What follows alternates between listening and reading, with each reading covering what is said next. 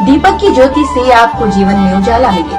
इस दिवाली की मिठाइयों से ज्यादा रिश्तों में मिठास बने। इस दीपावली लक्ष्मी जी आपसे इतना खुश हो कि हर दिन, हर पल, हर लम्हा आपका हर काम बने। 7 भारत न्यूज चैनल की ओर से आप सभी को धनतेरस, दीपावली, गोवर्धन पूजा व भाई दूज की हार्दिक शुभकामनाएं। क्या हिंदुस्तान को मिटाने वाली ताकतें नरेंद्र मोदी को कोई संदेश भेज रही हैं? क्या पाकिस्तान में बैठे देश के दुश्मन बार बार प्लेन उड़ाने की धमकी देकर क्या नरेंद्र मोदी से कोई अपनी बात मनवाना चाहते हैं? आखिर हिंदुस्तान को चारों तरफ से घेर कौन रहा है और घेरने की साजिश में कौन कौन शामिल है? पिछले कुछ दिनों में ही अलग अलग घटनाओं को जोड़कर देखें तो 85 से ज्यादा विमानों को उड़ाने की धमकी मिली है। अब नरेंद्र मोदी सरकार का दावा है कि जो भी विमानों को उड़ाने की धमकी देगा उसकी यात्रा जीवन भर के लिए प्रतिबंधित कर दी जाएगी, यानी वो कभी भी विमान से यात्रा नहीं कर पाएगा और न ही देश के किसी ट्रांसपोर्ट में वो बैठ पाएगा। तो क्या वाकई नरेंद्र मोदी को घेरने की बहुत बड़ी साजिश पूरी होने जा रही है? इस पूरे मामले में दिल्ली पुलिस लीड रोल में काम कर रही है और दिल्ली पुलिस का ही दावा है कि पिछले 8 दिनों में 90 से ज्यादा घरेलू और अंतर्राष्ट्रीय उड़ानों को बम उड़ाने की धमकी के संबंध में 8 अलग अलग FIR दर्ज की गई। अब समझिए कि ये केस कितना बड़ा होता जा रहा है, लेकिन उसके पीछे की साजिश जरा ध्यान से समझिए। दरअसल ये सीधे नरेंद्र मोदी को खुली चुनौती है और कोई बात मनवाने के लिए दबाव का एक बहाना कहा जा सकता है। दावा किया जा रहा है कि नरेंद्र मोदी की पैरवी की वजह से पाकिस्तान में आतंकवाद की कमर पूरी तरह से टूट गई है। अब खुल के आतंकवाद का समर्थन चीन भी नहीं कर पा रहा है और न ही अमेरिका पाकिस्तान के आतंकवाद को खुले तौर पे बढ़ावा दे पा रहा है।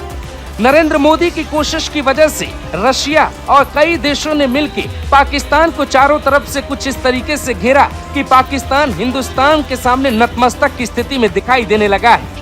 यही कारण है कि हिंदुस्तान में रेल की पटरियों को उड़ाने की साजिश रची जा रही है। यही कारण है कि विमान यात्रियों में बार बार दहशत भरी जा रही है कि भारत सरकार तुम्हारे लिए कमजोर साबित होगी।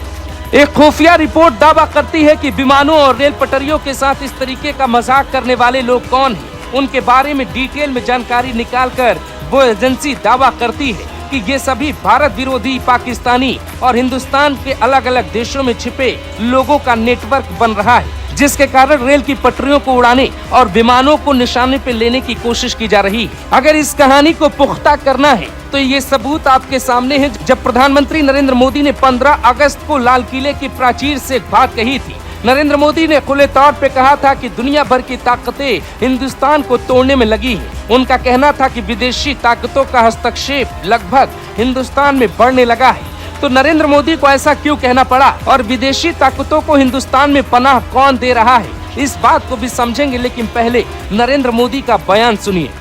साथियों, चुनौतियां हैं, अनगिनत चुनौतियां हैं। चुनौतियां भीतर भी है, चुनौतियां बाहर भी है।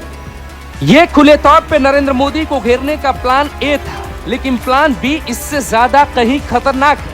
प्लान बी में भारत की आर्थिक नीति को कमजोर करने की पूरी कोशिश की जा रही है। विदेशी निवेशक हिंदुस्तान के शेयर मार्केट से पैसा निकालकर चाइना और अलग अलग देशों में डाल रहे हैं, जिसके कारण हिंदुस्तान के लाखों निवेशकों को भारी नुकसान हो रहा है। जबकि तीसरे तरीके से नरेंद्र मोदी को इसलिए घेरा जा रहा है ताकि उनकी आवाज कहीं बुलंद न हो जाए।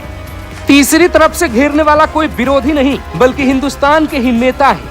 राहुल गांधी से लेकर उन तमाम नेताओं का जिक्र होना चाहिए जो समय समय पर राष्ट्र की सुरक्षा और राष्ट्र की नीतियों के विरोध में कदम उठा रहे हैं। राहुल गांधी अमेरिका में जाके पाकिस्तानी परस्त लोगों से मुलाकात करते हैं। POK को पाकिस्तान का हिस्सा बताने वाली अमेरिकी सांसद इल्हान उमर से बात करते हैं और फोटो खिंचवाते हैं। राहुल गांधी और पूरी कांग्रेस मिलकर भारत की आर्थिक नीति को कमजोर करने के लिए बार बार अमेरिकी एजेंसी हिंडनबर्ग से बिल के अडानी के खिलाफ रिपोर्ट छपवाई जा रही है और खुद कांग्रेस आर्थिक नीति को चूर चूर करने के लिए अपनी कोई रिपोर्ट पे तैयारी कर रही है, जिसका प्रोमो भी रिलीज किया गया है।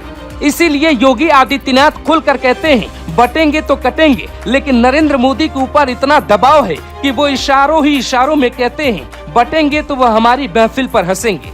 कहानियों और कड़ियों को जोड़कर देखेंगे तो साफ समझ में आएगा हिंदुस्तान को चारों तरफ से घेरने की कोशिश की जा रही है, लेकिन नरेंद्र मोदी को घेरने का सनक हमारे देश के नेताओं को कुछ ऐसा चढ़ा है कि वो देश के दुश्मनों से हाथ मिला बैठे। हमारे चैनल 7 भारत न्यूज को लाइक करें, सब्सक्राइब करें, शेयर करें, बेल आइकन प्रेस करना ना भूलें। पर हमारी नजर 7 भारत न्यूज के साथ